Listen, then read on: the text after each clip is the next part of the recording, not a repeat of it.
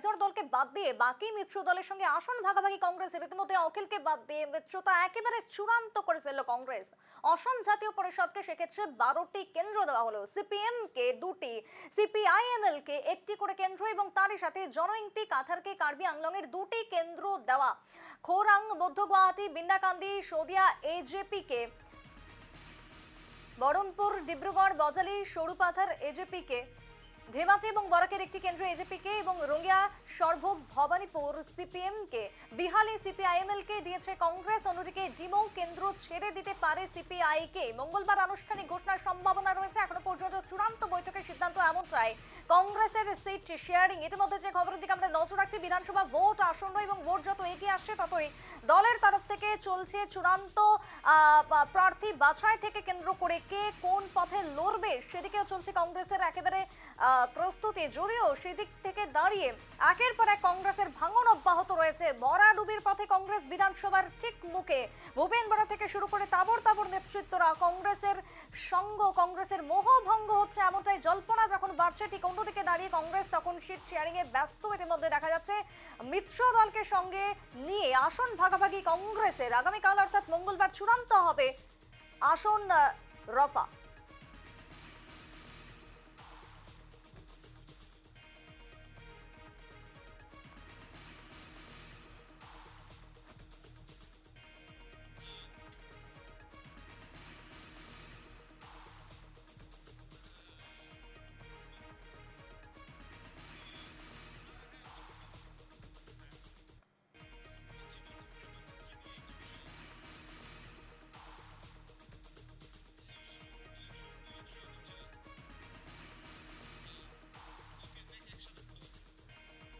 এই মুহূর্তে দাঁড়িয়ে নির্বাচনের দিন যত ঘনিয়ে আসে ততই বাড়ছে টিকিট প্রত্যাশীদের দৌড়ঝাঁপ। আরো একবার জানিয়ে রাখবো, ভোট যত এগিয়ে আসছে ততই টিকিট প্রত্যাশীদের দৌড়ঝাঁপ বাড়ছে। গড়েশ্বর কেন্দ্র কে পাবেন 2026-এর টিকিট? বিজেপি কি আনবে নতুন মুখ? প্রার্থীর দৌড়ে আলোচনায় মানুষ শরণিয়া, মৃদুল প্রতিম ডেকা, করণ ছেত্রী, বাপন দাস অধিক চর্চায় মানুষ শরণিয়া এবং মৃদুল প্রতিম ডেকা।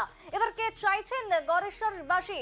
এবার কি চাইছেন? ইতিমধ্যেই যে খবর উঠে আসছে, এক প্রকার বলা যায় নির্বাচন যত এগিয়ে আসছে ততই জল্পনা যেন বাড়ছে। 44 নম্বর গড়েশ্বর বিধানসভা সমষ্টিতে মোট ভোটার ইতিমধ্যে 2,09,411 জন। ইতিমধ্যেই যে খবর দিকে নজর রাখবো, 44 নম্বর গড়েশ্বর বিধানসভা সমষ্টি, সেখানে মোট ভোটারের সংখ্যা 2,09,441 জন। প্রার্থীর দৌড়ে আলোচনায় ইতিমধ্যে রয়েছেন মানুষ শরণিয়া, মৃদুল প্রতিম ডেকা, করণ ছেত্রী থেকে শুরু করে অন্যান্যরা।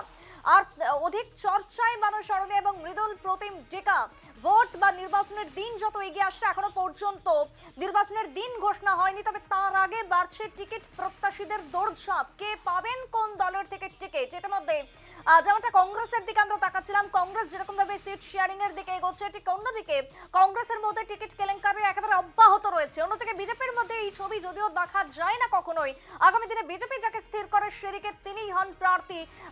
দুই দলের ক্ষেত্রে সমস্ত কিছু প্রায় চূড়ান্ত, তবে এখনো পর্যন্ত জনগণ জানতে চান যে কে হচ্ছেন তাদের এলাকার প্রার্থী। সে নিয়ে চূড়ান্ত আলোচনায় যখন চলছে, ঠিক সেই সময় দাঁড়িয়ে কি বলছেন অধিক চর্চায় মানুষ শরণিয়া বা মৃদুল প্রতিম ডেকা? আমি সরাসরি যাবো, ইতিমধ্যে নিউজ রুম থেকে তন্ময় জুড়ে গেছে আমার সাথে। তন্ময়, নির্বাচনের দিন এখনো পর্যন্ত আনুষ্ঠানিকভাবে ঘোষণা করা হয়নি, তবে এখনো পর্যন্ত যেমনটা অনুমান আগামী 2-3 মাসের মধ্যে সমস্ত ছবি ক্লিয়ার হয়ে যাবে। এই মুহূর্তে দাঁড়িয়ে ভোট প্রস্তুতিকে কেন্দ্র করে চর্চা, আলোচনা রাজনৈতিক ময়দানে ঠিক কতদূর? দেখো সুপ্রীতি, যত দিন কাটাচ্ছে ততই কিন্তু রাজনৈতিক যেগুলো দল আছে বা যারা প্রার্থিত্বের দৌড়ে আছে তাদের ব্যস্ততা বেড়ে গেছে। এখন হাতে সময় নেই। আর ধরতে গেলে দেখো তো 1টা মাস বাকি, তারপরে কিন্তু বিধানসভা নির্বাচন। আর এই বিধানসভা নির্বাচনে এখন প্রতিটি যে কেন্দ্রে, বিধানসভা কেন্দ্রে কিন্তু এখন ব্যস্ততা বেড়েছে। প্রার্থিত্বের দৌড়ে যারা আছে তাদেরও ব্যস্ততা বেড়েছে। এখন সবচেয়ে বড় কথা হচ্ছে যে অসমে বেশ কয়েকটি যে বিধানসভা কেন্দ্র, সেই কেন্দ্রে কিন্তু এখন অনেক সমষ্টিবাসীরা চাচ্ছে বা কেন্দ্রবাসীরা যারা আছেন স্থানীয়রা তারাও চাচ্ছেন যে একটু নতুন মুখ দেখুক। কারণ কিছু কিছু জায়গা এমনও আছে যেখানে কিন্তু অনেক বছর ধরে কিন্তু একই মুখ দেখছে, আর কিছু কিছু হয়তো এদিক সেদিক হচ্ছে। তাই এখন সবাই চাচ্ছে যে কয়েকটা কেন্দ্রে কিন্তু একটু নতুন মুখ চাক। আমরা এখন যদি আমি কথা বলি, দেখো আমি গোরেশ্বর যে বিধানসভা কেন্দ্র সেই গোরেশ্বর বিধানসভা কেন্দ্রের কথা বলবো। গোরেশ্বর বিধানসভা কেন্দ্রের মধ্যে কিন্তু প্রার্থিত্বের দৌড়ে কিন্তু যদি বলা হয় 4-5 4-5 জন আছে, কিন্তু সবচেয়ে যদি আমি বলি যে 1 নম্বর স্থানে যদি আছে সেটা হচ্ছে কিন্তু যে আইনজীবী মানস সরণিয়া, তিনি 1 নম্বরে এখন দেখা যাচ্ছে। আর তার নিচে দেখা যাচ্ছে 2 নম্বরে যদি আমি দেখি তাহলে কিন্তু মৃদুল প্রতিম ডেকা।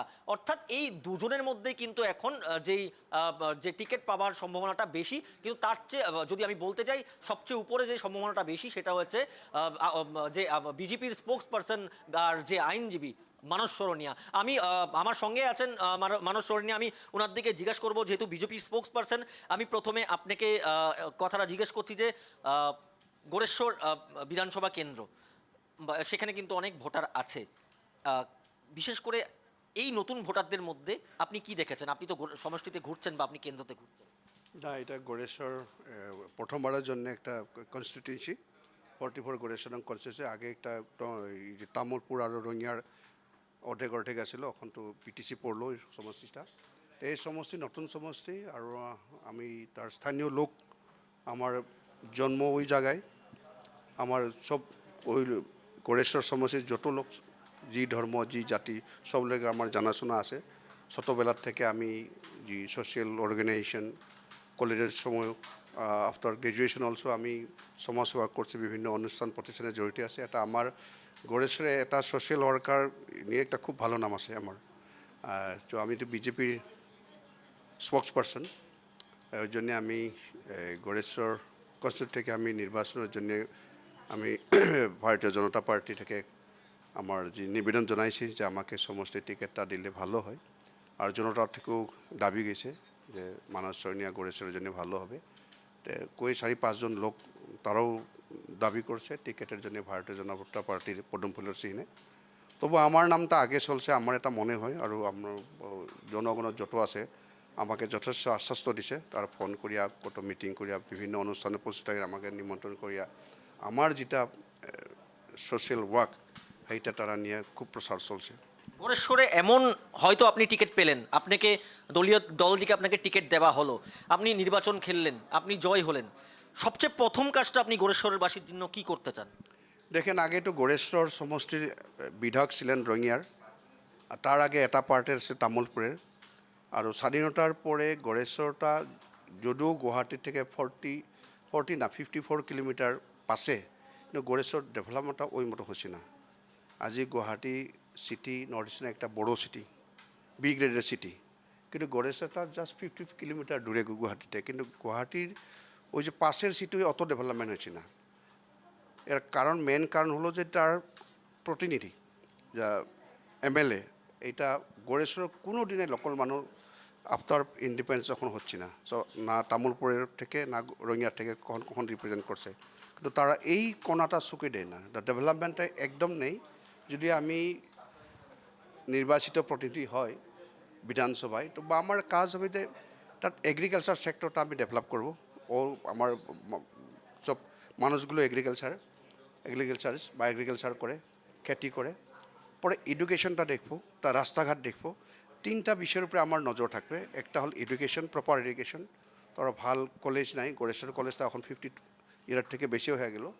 তবে গড়েশ্বর ছাড়া অন্য কলেজ নাই। বিশাল এরিয়ায় একটা কলেজ আর 2-3টা কলেজের দরকার, যে সায়েন্স স্ট্রিমের কলেজ, কমার্সের স্ট্রিমের কলেজ, অন্যান্য টেকনিক্যাল ইনস্টিটিউশন, নার্সিং ওই রকম বা বিএডের ওই রকম অনুষ্ঠান প্রতিষ্ঠান শিক্ষার জন্য দরকার, ওইটা হয় না।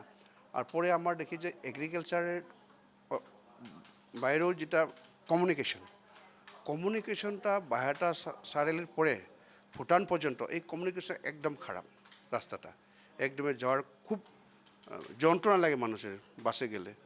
ওটা এই রাস্তাটা, আর যেটা কানেক্টিং রোড দরঙর থেকে তামুলপুর থেকে বাসকা থেকে কোকরাঝার, এই যে ইন্টার লিঙ্কিং রোড, ওইগুলো আমি দেখবে যে কংগ্রেসের তো অস্তিত্ব নেই, আপনার কেন্দ্রে তো কিন্তু কংগ্রেসের কয়েকজন প্রার্থী আছে, কি ভাবেন? দেখেন, তো সারা আসামেই কংগ্রেসের অস্তিত্ব নেই। তবু বিটিসি আপনার দেখেন, যখন 2003 10 ফেব্রুয়ারি চুক্তি হলো, তারা কংগ্রেসের বিপিএফের লগে একটা আন্ডারস্ট্যান্ডিংয়ে সরকার করলো, কাউন্সিলের সরকার। তারা কংগ্রেসের কোনো দিনে, তারপরে কংগ্রেসের কোনো অর্গানাইজেশন নেই, এখনও তারা প্রতিনিধি নেই। এটা কংগ্রেস শূন্য বিটিসি। ওটা কংগ্রেসের প্রতিনিধি তারা দিতে পারে, কিন্তু আমার মনে হয় কত ভোট পাবে এটা আমি মানে one sided election. One side Congress তো কখনো তার কম্পিটিশনে আসে না। যদি লোকাল দল আছে, যদি বিজেপির সঙ্গে যেটা আন্ডারস্ট্যান্ডিংয়ে থাকে, যদি বিপিএফ থাকে, বিপিএফ তো হয়েছে কিন্তু আমি ইপিএফের এখনও সিদ্ধান্ত হয়নি। তবু যদি অন্য দল বিটিসি, এই দলে অন্য অপোজিশন হইতে পারে না, কংগ্রেস হইতে পারে না বিটিসি। একদম দেখো যে আমি বললাম যে আইনজীবী মানস সরণিয়া উনি এখন যে বিজেপির দলের কিন্তু গোড়েশ্বর যে কেন্দ্র নতুন করে হয়েছে, গোড়েশ্বর কেন্দ্রর কিন্তু আমি বলছি যে আমাদের অধ্যক্ষ যে বিধানসভার অধ্যক্ষ বিশ্বজিৎ দৈমারিকে যে তামুলপুরে যে টিকেটের একটা কথা চলছে, যদি বিশ্বজিৎ দৈমারিকে তামুলপুর দিকে এবার নির্বাচন খেলতে দেয় তাহলে কিন্তু গোড়েশ্বর কেন্দ্রের জন্য কিন্তু মানস সরণিয়া, সেখানে স্থানীয় বাসিন্দাদের জন্য কিন্তু মানস সরণিয়া এই নামটা কিন্তু এখন চর্চাতে আছে। আর তাই আজ মানস সরণিয়ার সাথে নিউজ লাইভ বাংলার দর্শকদেরকে আমি পরিচয় করিয়ে দিলাম যে এক আইনজীবী, অসমের এক বিখ্যাত ব্যক্তি আইনজীবী আর বিজেপি স্পোকসপারসন মানস সরণিয়া এখন আশাবাদী, কিন্তু দেখতে হবে দল উনাকে টিকিট দেয় কি না। সুপ্রীতি। একেবারে তাই। এবং ইতিমধ্যে তন্ময় তিনি প্রত্যাশী রয়েছেন টিকিটের ক্ষেত্রে, এবং অন্যদিকে দাঁড়িয়ে রাজ্যবাসী বা তার যে সমষ্টি রয়েছে সেই সমষ্টির উন্নয়নে তিনি কাজ করবেন। কি মনে হচ্ছে যদি তিনি টিকিট পেয়েও থাকেন, কি মনে হচ্ছে জয়লাভ কি হবে, কি ভাবছেন তিনি? একদম দেখো উনি বললোই যে কংগ্রেস শূন্য কিন্তু এখন হচ্ছে, কংগ্রেস শূন্য। এটা কিন্তু ওয়ান সাইড ইলেকশন বলা যায় যে 26-এর যে নির্বাচন, আগামী বিধানসভা 26-এর যে নির্বাচন, সেই নির্বাচন কিন্তু ওয়ান সাইডেড। কারণ আমরাও দেখছি যে কংগ্রেসের অস্তিত্ব নেই, অর্থাৎ আপনি মানুষের মনে একটা বিশ্বাস আপনার জন্য আছে, আপনি একটা বিশ্বাস তৈরি করেছেন, কিভাবে আগাতে চান? না দেখেন, আমি বললাম না ছোটোবেলা থেকে আমার সামাজিক দায়বদ্ধতা আছে, আমার যে ফ্যামিলি আছে, আমার parental mother side father side তারাও গড়েশ্বর যত অনুষ্ঠান আছে আমার গ্র্যান্ডফাদার অত্যন্ত বরঙ্গনি আছে ও অনুষ্ঠানে। তো আমরা এটা যদিও আমি এডুকেশনালি ফরওয়ার্ড না আমার ফ্যামিলিটা, লেকিন সোশ্যালি আমি বহুত কাজ করছে আমার ফ্যামিলি মেম্বার। আমার বাবার বড়া ভাই ওটা ফ্রিডম ফাইটার, এখনও তারা পেনশন পায়, তাই না তার মেয়ে পায়, যে অবিবাহিত মেয়ে। তো আমার একটা সোসাইটির একটা আমার ফ্যামিলি এটা একটা ভাল একটা মানে সমাজে একটা ভাল সম্পর্ক আছে, যে ওই জন্যে যে মানুষে আমার ফ্যামিলিটা সোশ্যাল ওয়ার্কার যিনি তারা পছন্দ করে। আর একটা নতুন সমষ্টি, আরও যতগুলো কংগ্রেসে হোক বিজেপি হোক অন্যান্য যে অ্যাকসেপ্ট আমার স্পিকারের ছাড়া যেগুলো কন্টেন্ডার হইতে পারে অন্যান্য দলের, দেখা যায় যে সবগুলোর আমার সঙ্গে যদি তুলনা হয় তে আমি সবচেয়ে পপুলার, সবচেয়ে মানুষের পছন্দ করা একজন ব্যক্তি। তো আমার একটা সমাজের লাস্ট 30 ইয়ার্স আমি ওকালতি করি, তাই জীবনে বিভিন্ন মানুষকে আমি সহায় করছে। তাই আজকাল বলে যে এডুকেটেড মানুষ যদি সদনে যায়, বিধানসভাতে যায়, তাহলে কিন্তু সমষ্টির জন্য ভালো হয়। এইটা মানুষের একটা আশা, তাহলে তখন মানুষের মনে এইটা দেখি যে মানস সরণিয়া একটা পারফেক্ট পার্সন হবে মানুষের জন্যে।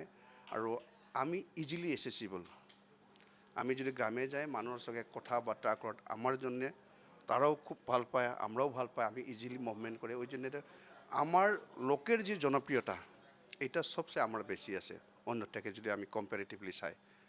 আর আমরা তার আমার জন্ম, আমার স্কুলিং তাত, ওই সব আমার অ্যাকসেপ্ট আমার এই যে ওকালতি জীবন। তো আমার গড়েশ্বর যে 54 কিলোমিটার দূরে, আমি সব দিন শনিবারে রবিবারে যাই সমাজের সাথে বিভিন্ন অনুষ্ঠানে প্রতিষ্ঠানে অংশগ্রহণ করে। তার ভোটারের সাথে সাথে বাঙালি ভোটারও সেখানে, না ওই যে বাঙালি ভোটার এখন নাগরিকজলিটা বেশি আছে, তবু 30,000 মতো বাঙালি ভোটার হবে গড়েশ্বর সমষ্টি। টোটাল 2,09,000 পর্যন্ত লাস্ট যদি এখন ইয়ে হলো 2,09,000, তার 30,000 তো বেঙ্গলি হবে। তো ভোটৰ বিন্যাসটা দেখি যেন আসামিজ ভোটারও 80% হবে, মানে 80,000 হবে, 80% না। ট্রাইবেল ভোটার মোটামুটি 65,000 হবে। ইসলাম ধর্মের লোক 27, বেঙ্গলিতে ওইরকম ভোটার এটা বিন্যাসটা মিলিয়ে আছে আপনার সব মিলে। তা আমরা তো সবাই আমি যদিও বিজেপি করে, তবু সব জনগোষ্ঠীর মাঝে ইনরেসপেক্টিভ অফ রিলিজন আমাকে সবাই পছন্দ করেন, আমার একটা ধারণা। একদম। সুপ্রীতি দেখো উনি হচ্ছে, আমি আবার বলবো যে গোড়েশ্বর কেন্দ্রের যে এবার প্রার্থিত্বের দৌড়ে আছে, আর 1 নম্বরে আছে আইনজীবী মানস সরণিয়া। আর হয়তো গোড়েশ্বরবাসীও চাচ্ছে এবার নতুন মুখ দেখুক ওনারা, আর এই নির্বাচনে যে গোরেশ্বর দিকে প্রার্থিত্ব করুক মানস সরোনিয়া, কিন্তু আমি আবার বলবো যে এটা দলের সিদ্ধান্ত নিবে, দলের যারা আছেন নেতা, শীর্ষ নেতারা, ওনারা সিদ্ধান্ত নিবে। কিন্তু যে যে স্থানীয় লোকদের বা গোরেশ্বর কেন্দ্রের যাদের কথা, তাদের কথা মতো কিন্তু যে মানস সরোনিয়াকে ওনারা চাই। এবার প্রশ্ন একটাই, যে দল কি সিদ্ধান্ত নেয়, সেটা কিন্তু ওনারও সেই সিদ্ধান্ত মেনে নিতে হবে, কারণ দল সবচেয়ে আগে, দল সবার দিকে আগে। না, আমি তো বিজেপির একজন কার্যকর্তা, আমরা চাই যে আমি একটা প্রতিনিধি হইতে চাই। আমরা প্রেসিডেন্টের কাছে আমি একটা আবেদন করছে, তো বিজেপি আবেদন করার কোনো রুল নেই। আমি আবেদন করছে যে আমার বায়োডাটাটার জন্যে, ওই জন্য আমি একটা আবেদন করছি, আমার বায়োডাটাটা দিছে। তো ওই পরে আমি দেখি যে যদি পার্টি যোগ আমার ক্যান্ডিডেট ওইটা যে কম্পেয়ার করে, তো আমার মনে হয় পার্টি আমাকে পছন্দ করবে, আমার একটা মনে হয়। এই জন্যে আমি একটা আবেদন করাইছি। আর আমার পপুলারিটি, সোশ্যাল ইনভলভমেন্ট, আমার অ্যাক্টিভিটি, ওই সবগুলো যদি একটা সমাহিত করে, তাহলে আমার নামটাই প্রথমে আসবে বলে আমার একটা ধারণা হয়। নিশ্চয়ই এই কথাই এখন বলা হচ্ছে যে যদি আমি আপনাকে যদি বললাম, যদি আপনাকে দলের থেকে হয়তো দলের সিদ্ধান্ত হতে পারে যদি না দেয়, আপনি সমাজসেবক, আপনাকে সবাই চেনে, আপনি সব কিছু ওখানে সমাজসেবা করেন, আপনি নির্দলীয় দিকে হয়তো খেলতে চান বা না, আপনার না, এইটা একদম মানে আমি পুরা ডিনাই করব যে আমি যে টিকিট না পাই, যে আমাকে পছন্দ করে না পার্টি, যে আমাকে না অযোগ্য না, যদি কোনো কারণে আমি টিকিট না পাই, আমি নির্দলীয় খেলবো না। আমি পার্টির গ্রাসরুট ওয়ার্কার, আমি পার্টির কাজে করব, পার্টির কাজে করব। আশাটা আপনার অনেক উপরে আছে, আশা থাকবে। এভরি ডেমোক্রেটিক সিটিজেন পার্টির ওয়ার্কারের একটু আশা থাকে, তাহলে তো একটাই পাবে না টিকিট। তো আমরাও একটা আশা, 2-4 জনের আশা করছে। যদি না পারলেও আমার দুঃখ হবে না, পারলে আমার ভালো হবে, এইটা আমার মনে আরও আক্ষেপ এটা। নিশ্চয়ই নিশ্চয়ই ভালো খবর আসবে, বা যে বিজেপি দল যারা শীর্ষ নেতা, হয়তো এই পুরো কথাটা কিন্তু সার্ভে ওনারা আগেও করেছেন বা হয়তো এখনও করছে, সেই সার্ভের মতে কিন্তু সেই টিকিট দেওয়া হবে। কিন্তু আমি আবার বলবো যে মানস সরোনিয়া 1 নম্বরে আছে। সুপ্রীতি, একেবারে তাই তন্ময়, মানস সরোনিয়া বাবু তার কথা আমরা শুনছিলাম। মানস বাবু তিনি আশাবাদী রয়েছেন যে তিনি নির্বাচনী টিকিট পাবেন এবং টিকিট পেয়ে তিনি জয়লাভ করবেন, এই আশা তার রয়েছে। তবে এখন দেখার যে কি সিদ্ধান্ত নেয় দল। ধন্যবাদ আপাতত তন্ময় তোমাকে। এবং ইতিমধ্যেই যে ছবির দিকে আমরা নজর রাখছি, একদিকে যখন কংগ্রেস সিট শেয়ারিং করছে, ঠিক অন্যদিকে দাঁড়িয়ে বিজেপির এবার প্রার্থী দৌড়ে কে রয়েছে এগিয়ে। একেবারে বলা যায় 40 নম্বর গোরেশ্বর বিধানসভা সমষ্টির যে ছবি আমরা তুলে ধরছিলাম, সেখানকার যিনি প্রত্যাশী মুখ রয়েছে বিজেপির, তিনি সরাসরি আজকে ছিলেন নিউজ লাইভ বাংলার মুখোমুখি এবং তিনি প্রত্যাশী রয়েছে টিকিট পাওয়ার, একই সঙ্গে আশাবাদীও রয়েছেন জয়ের ব্যাপারে।